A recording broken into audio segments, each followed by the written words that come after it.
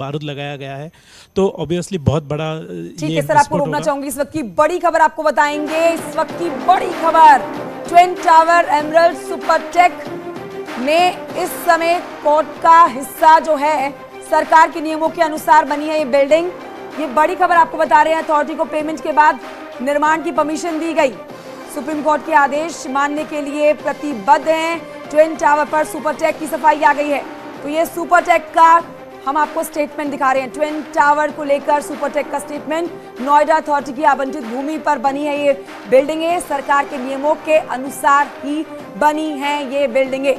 तो रस्सी जल गई है पर बल नहीं गया है। ये देखिए आपके सामने जो हम स्टेटमेंट रख रहे हैं, ये स्टेटमेंट आ चुका है सामने। सुपरटेक की तरफ से ये सफाई आई है। तो सारे कानूनों को ध्यान में रखते हुए और सारे पैरामीटर्स को फॉलो करते हुए ये ट्विन टावर्स बनाए गए, जिन्हें आज ध्वस्त किया जाएगा। यानी कि सुपरटेक जो है, सुपरटेक यहां पर सुप्रीम कोर्ट के इस फैसले को भी मंजूर नहीं कर रहा है। ट्विन टावर के पास police commissioner Alok Singh command centre से पल पल का जायजा ले रहे हैं और कर्मचारियों को जरूरी दिशा निर्देश भी दे रहे हैं। देखिए,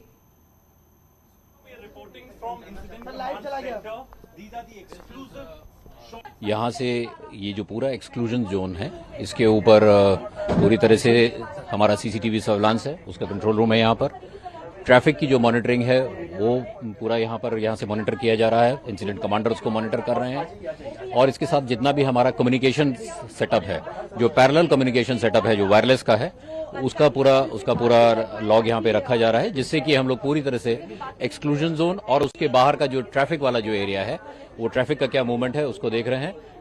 गूगल मैप के माध्यम से भी जो हमारा पेरिफेरल ट्रैफिक है उसको भी हम लोग देख रहे हैं। अभी तक सारी स्थिति सामान्य है और ये जिस तरह से हमने इवेंट को प्लान किया है पूरा उसी के अनुसार चल रहा है। आलोक सिंह को आप सुन रहे थे। इस समय आपको हम तस्वीरें जो दिखा रही हैं, कंट्रोल रूम की तस्वीरें देख रहे हैं जो बनाया गया है वहां पर, जहां पर चप्पे चप्पे पर नजर रखी जा रही है सीसीटीवी कैमरों से, और ये देखा जा रहा है, इस चीज को सुनिश्चित किया जा रहा है कि कोई जो एक एरिया बनाया गया है, जो एरिया सेट किया गया है, वहां तक कोई हलचल ना हो, वहां कोई नहीं दिखना चाहिए। ये खाली करा लिया गया है पूरा एरिया और इसी के लिए ये आप कंट्रोल रूम की तस्वीरें देख रहे हैं जहां पर से निगरानी रखी जा रही है। आपने सुना पुलिस अधिकारी को, उनकी तैयारी पूरी है। आलोक सिंह कह रहे हैं कि उनकी तैयारी पूरी है, हमें भी इंतजार है, जो तैयारी लंबे समय से की गई है उसको अब 2:30 बजे पूरा होते देखने का। हमारे साथ हमारे ग्राउंड जीरो से सहयोगी भी मौजूद हैं, साथ ही हमारे साथ हमारे गेस्ट भी इस समय न्यूज रूम से मौजूद हैं। सर, आप अपनी बात पूरी करिए। मेरा एक सवाल आपसे एडिफिस इंजीनियरिंग कंपनी को लेकर भी है कि उन्होंने तो श्योर कर दिया है कि हमने जो तैयारी की है, हमारा इतना तजुर्बा है, हमारा इतना एक्सपीरियंस है कि हमने जो तैयारी की है वैसी ही तैयारी रहेगी, वैसा ही काम आप देखेंगे। लेकिन आपका कितना भरोसा है इस कंपनी पर?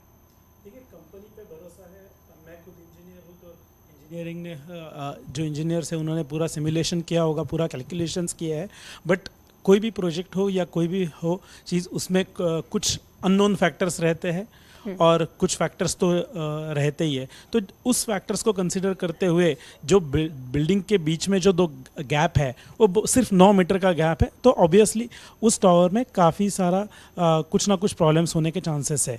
तो वो तो रहेगा। उसके अगर उसमें कुछ और होता है उसकी वजह से बाकी टावर्स में या वहाँ पे कुछ बिकॉज ऑफ कॉलम की स्ट्रेंथ ठीक ना हो, उनमें वाइब्रेशंस की वजह से प्रॉब्लम आता है, तो that could be a area of concern. दूसरा कंसर्न ऑब्वियसली जो पोल्यूशन की वजह से है, वो तो उस पे तो उन्होंने क्लियरली कह दिया था, जो प्रोजेक्ट मैनेजर है उन्होंने उनके इंटरव्यू में कह दिया। मैं आपको रोकना चाहूंगी, हमारे सहयोगी सुशील भी इस समय जुड़ गए हैं हमारे साथ, उनसे ले लेते हैं इसके ऊपर एक लेटेस्ट अपडेट। सुशील, देखिए तैयारियां पूरी हैं, कंट्रोल रूम की हमने तैयारी दिखाई, पुलिस अधिकारी को सुनाया जिन्होंने कहा कि हम पूरी तरह से तैयार हैं। 2:30 बजने के बाद जो तैयारियां की गई हैं वो आप देखेंगे पक्की साबित होंगी, क्योंकि चप्पे चप्पे पर निगरानी कंट्रोल रूम से रखी जा रही है। सुशील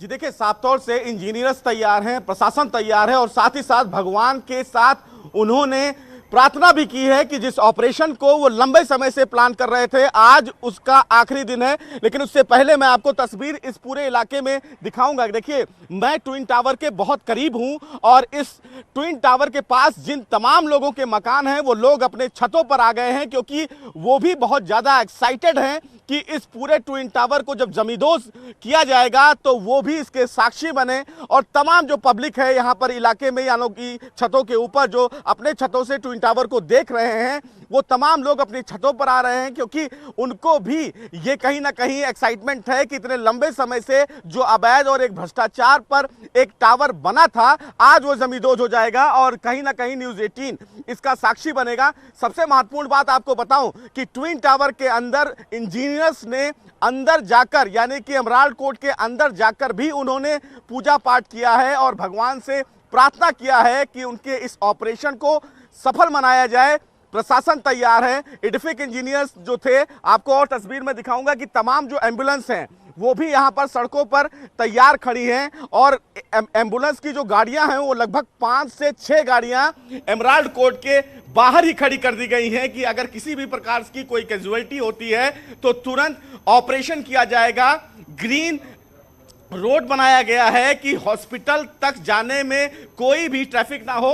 अगर बात करें ऊपर एयर स्पेस की तो फिलहाल अब कोई भी हवाई जहाज ऊपर से नहीं गुजरेगा, क्योंकि अब समय जो है वो 1:45 का हो रहा है और इसीलिए पूरा एयर जो फिलहाल नो फ्लाई जोन बनाया गया है। जी ठीक है सुशील, लौटूंगी मैं आपके पास। हमारे साथ स्टूडियो में इस समय real estate expert Pradeep ji भी मौजूद हैं, उनसे जल्दी से जान लेते हैं। प्रदीप जी एक्सपर्ट मान रहे हैं, कुछ जानकार बता रहे हैं कि देखिए भले ही कंपनी यहाँ पर एडिफिस कंपनी कह रही है कि सिर्फ कंपन होगा और उससे भारी नुकसान नहीं होगा, लेकिन जानकार बता रहे हैं जो आसपास की सोसाइटीज हैं उनकी नींव जरूर हिलेगी। तो आपको क्या लग रहा है कि इस बड़े ऑपरेशन को अंजाम देने के बाद इस जगह में इन्वेस्टर्स जो इन्वेस्ट करेंगे, इन्वेस्ट करना या यहाँ से प्रॉपर्टी सेल करना आपको लगता है थोड़ा मुश्किल होगा और रियल एस्टेट पर इसका बड़ा असर पड़ेगा? देखिए बिल्डिंग की इमारत जो इमारत बनी है उसमें कितना स्ट्रांगनेस है वो तो एक इंजीनियर ही बता पाएंगे, लेकिन मैं यहाँ पे ये कहूँगा कि जिस हिसाब से ओवरऑल पूरे नोएडा की बात करें, सबसे पहले अलॉटमेंट्स होनी शुरू होती हैं जो कि बेइंतहा अलॉटमेंट होती है। एक ऐसी फिगर दिखाई जाती है कि इतनी डिमांड है होम बायर्स को, इतने घरों की डिमांड है, उस हिसाब से अलॉटमेंट्स होनी शुरू हो जाती हैं और अलॉटमेंट बहुत होती हैं।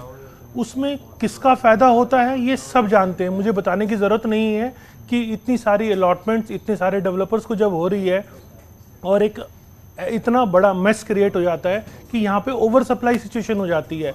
मतलब आने वाले 5 साल में भी वो जो ऑलरेडी सप्लाई है वो फुलफिल नहीं हो पा रही है। तो इतना बड़ा सप्लाई आना ही अपने आप में एक तरह से भ्रष्टाचार का रूप है। तो भ्रष्टाचार यहाँ मेरे को चारों तरफ दिख रहा है। तो जिस हिसाब से बिल्डिंग बनी है उसमें भी कहीं ना कहीं मापदंडों को अगर ताक में रखा गया है तो ये बहुत सीरियस कंसर्न है। इससे एक प्रेसिडेंस तो सेट होता है कि होम बायर्स का कॉन्फिडेंस बढ़ता है, लेकिन कंस्ट्रक्शन क्वालिटी अगर इन्फीरियर है तो आसपास के प्रोजेक्ट्स में भी बहुत ज़्यादा दिक्कत देखने को मिल सकती है। इसका असर रियल एस्टेट मार्केट की कीमतों